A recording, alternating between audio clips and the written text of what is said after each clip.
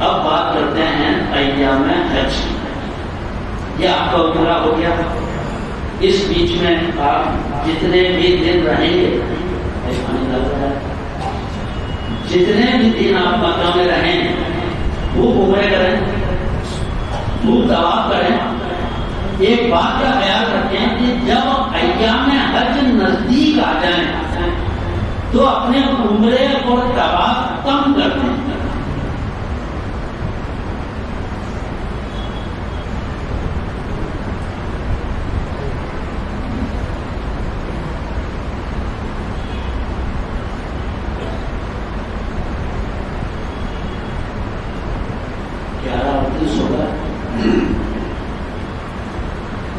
آپ لوگوں کو مزہ تو آ رہا ہے نا سننا؟ کہیں تو میں اس کو شارٹ کر دوں، میرے پاس ابھی 1.5 گھنٹہ باقی ہے. بالکل نہیں. اگر آپ کو سمجھ میں آ رہی ہے میری باتیں تو میں اس کو لمبا کروں، طریقے سے سمجھاؤں. بہت بڑی بات ہے صاحب، کیا بات کر رہے ہیں.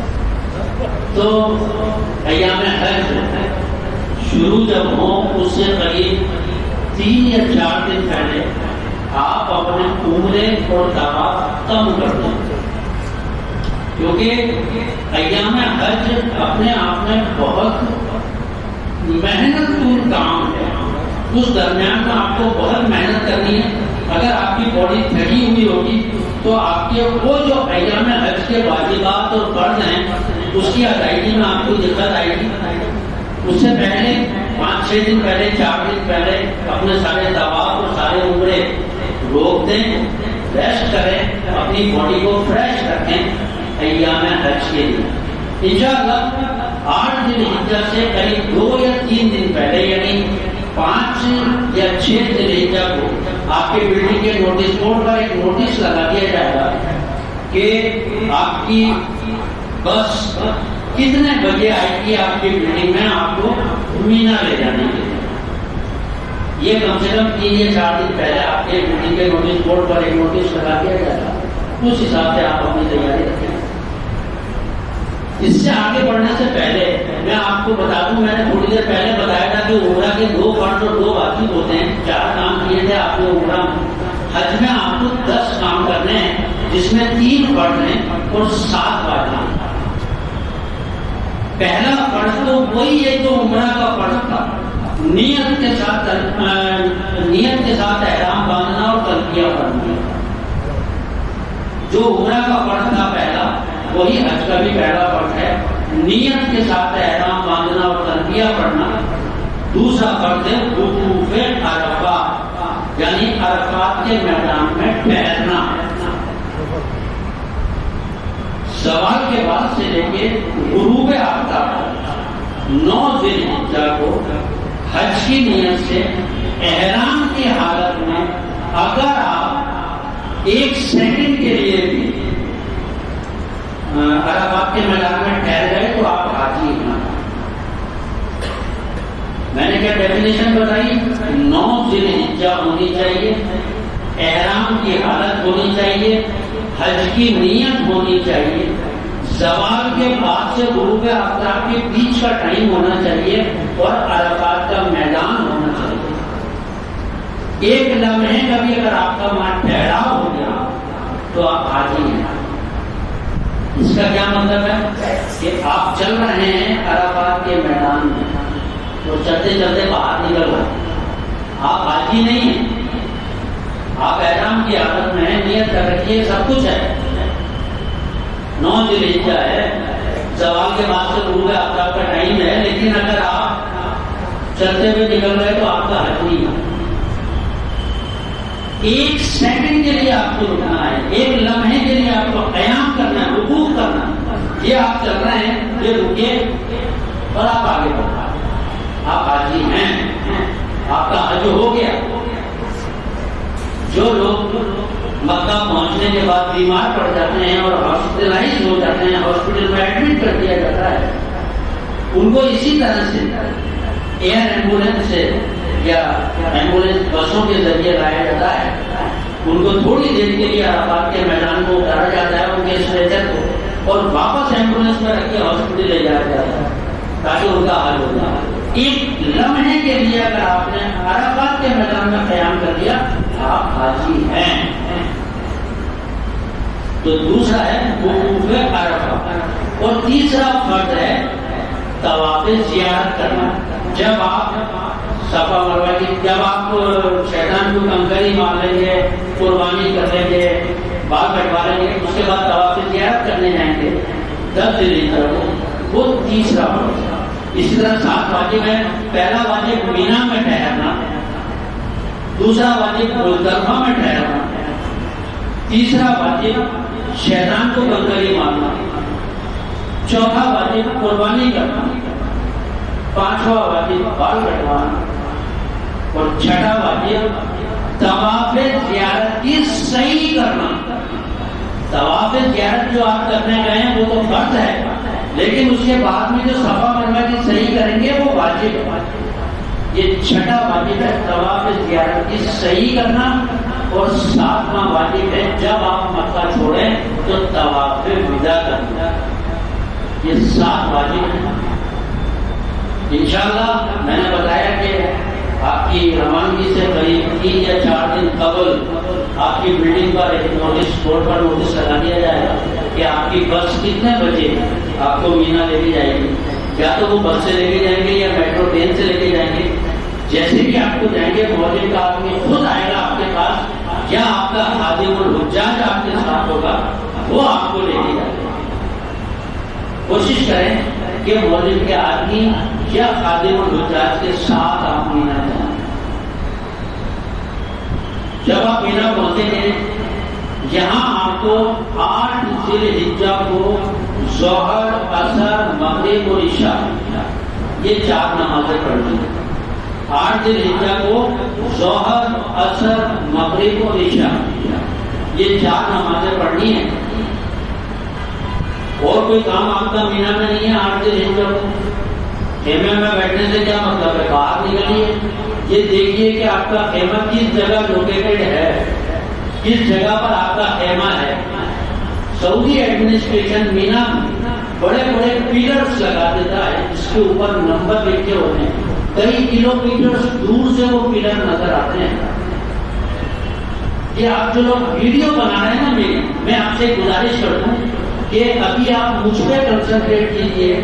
میرا ایک چینل ہے یوٹیوب چینل، آپ کا حج اس نام سے، آپ کا حج کے نام سے میرا ایک یوٹیوب چینل ہے. وہاں قریب 100 ویڈیو میں نے ڈاؤن لوڈ کر کے ڈال رکھے ہیں.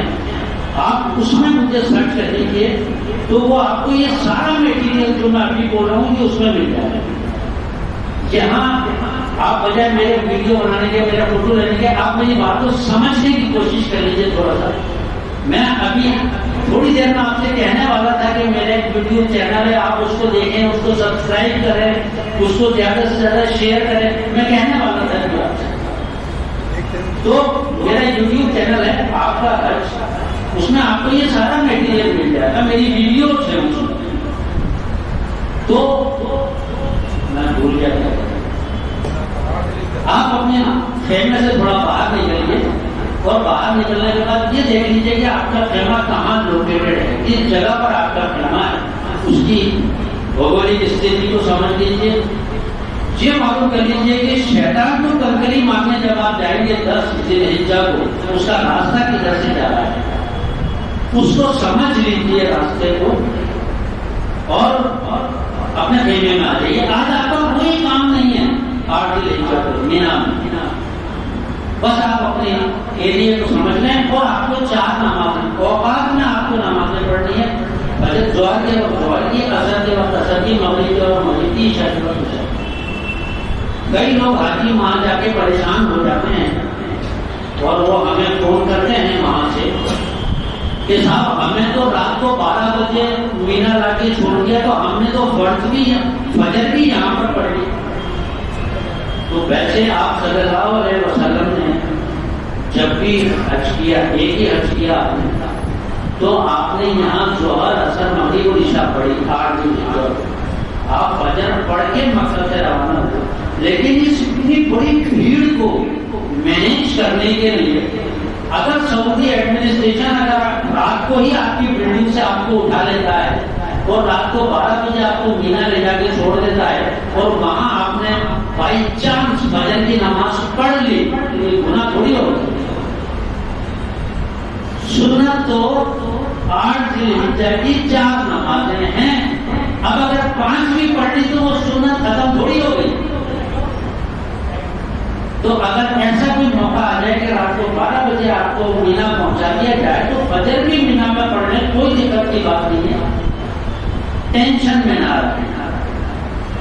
انشاءاللہ 8 ذی الحجہ کو ظہر، عصر، مغرب، عشاء مینا میں پڑھیں گے، رات مینا میں قیام کریں گے، صبح فجر کی نماز آپ کو مینا میں پڑھنا۔ 5 نمازیں ہو گئی، 8 ذی الحجہ کی ظہر، عصر، مغرب، عشاء اور 9 ذی الحجہ کی فجر، یہ 5 نمازیں آپ کی ہو گئی۔ آپ صلی اللہ علیہ وسلم نے بھی مینا میں 5 نمازیں پڑھی تھی۔ اب جب تھوڑی سی روشنی ہو جائے تو ہمیں عرفات کے میدان کی طرف جانا ہے۔ یہاں میں پھر بتا دوں کہ کوشش کریں کہ اپنے مولوی کے آدمی کے ساتھ جائیں یا اپنے جو خالق الحجاج ہے اس کے ساتھ عرفات کے میدان میں جائیں۔ مینا سے قریب 7 کلومیٹر کی دوری پر عرفات کا میدان ہے۔ یہاں تک کوئی زیادہ دوری نہیں ہے، آدمی پیدل بھی جا سکتا ہے، اور کئی آپ دیکھیں گے کہ کئی لوگ پیدل جا رہے ہوں گے، لیکن میں آپ سے گزارش یہ کروں گا کہ مینا سے عرفات پیدل نہ جائیں، کیونکہ عرفات کے میدان میں سینٹرل اسکیورٹی بامبے نے جو آپ کا پیسہ جمع کرا رکھا ہے سعودی ایڈمنسٹریشن کو، انہوں نے وہاں بھی آپ کے لیے خیمے بنائے ہیں، وہاں بھی آپ کو باقاعدہ ٹینٹ پرووائڈ کیا جائے گا جس میں ایئر کنڈیشن لگا ہوا ہوگا، جس میں پینے کے پانی کی ویوستھا ہوگی، جس میں ہو سکتا ہے کہ چائے کا بھی انتظام ہو، جس میں ٹوائلٹس کا انتظام ہوگا۔ اگر آپ پیدل جائیں گے تو اپنا خیمہ تلاش نہیں کر پائیں گے کہ آپ کا کون سا خیمہ ہے، پھر آپ کو 52-53 ڈگری سینٹی گریڈ کی گرمی میں کھلے آسمان کے نیچے دھوپ میں پورا دن نکالنا پڑے گا۔ اس لیے میں کہتا ہوں کہ خادم الحجاج یا مولوی کے ایجنٹ کے ساتھ جائیں جو آپ کو آپ کے خیمے میں رکھے۔ حالانکہ بہت سلو چلتی ہیں بسیں، لوگ سوچتے ہیں جتنی دیر میں بس پہنچے گی اتنی دیر میں تو ہم پیدل ہی چلے جائیں گے۔ یہ میں بہت زور دے کے اس لیے کہہ رہا ہوں کہ یہ غلطی میں کر چکا ہوں، میں پیدل ہی گیا تھا اور دن بھر پریشان ہوا تھا۔